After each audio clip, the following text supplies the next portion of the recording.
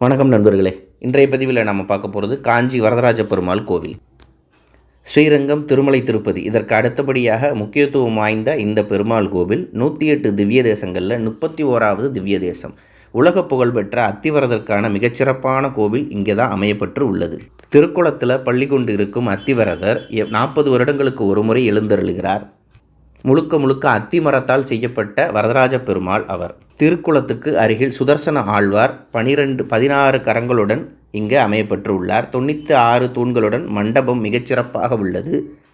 கல்லாலேயே செய்யப்பட்ட சங்கிலி இங்கு அமையப்பட்டு உள்ளது. கிபி 1053 சோழர்களால் ஏற்படுத்தப்பட்ட கோவில் அமைப்பு முறைகள். வேளமலை குகைவரை கோவில் அப்படின்னு இதுக்கான குறிப்புகள் சொல்லப்பட்டு உள்ளது. இந்த கோவிலில் தங்கப்பள்ளி, வெள்ளிப்பள்ளி இருக்கிறது மிக சிறப்பு.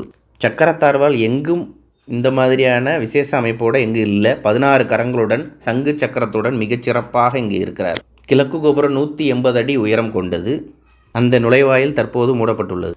தாயார் இங்கு பெருந்தேவி தாயாராகவும் மூலவர் தேவராஜ பெருமாளாகவும் அத்திகிரி மலை மீது நின்ற கோலத்தில் இருக்கிறார். அதாவது இது ஒரு மலைக்கோவில் தான், குடைவரை கோவிலாக இது உள்ளது. கீழே நரசிங்க பெருமாள் ரொம்ப அழகாக இருப்பார். அவரை அழகிய சிங்கர் அப்படின்னு சொல்கிறார். இந்த கோவிலுக்கான கட்டட அமைப்பு எல்லாமே முதலாம் குலோத்துங்க சோழன், விக்ரம சோழன் கோவிலை விரிவுபடுத்துகிறாங்க. அதன்பின் விஜயநகர பேரரசு மேலும் சிறப்புகளை செய்கிறாங்க. ஆக சோழர் காலத்து கட்டடக்கலை இங்கே உள்ளது. இந்த கோவிலில் சிற்பக்கலைக்காக மிக முக்கியத்துவம் கொடுக்கப்படுகிறது. கிபி 1053 சோழர்களால் எழுப்பப்பட்ட இந்த கோவில் இன்றளவிலும் பாதுகாக்கப்பட்டு வருகிறது. இந்த வீடியோ பிடிச்சிருந்ததுன்னா லைக் பண்ணுங்கள், ஷேர் பண்ணுங்கள், கமெண்ட் பண்ணுங்கள், சப்ஸ்கிரைப் பண்ணுங்கள். நன்றி, வணக்கம்.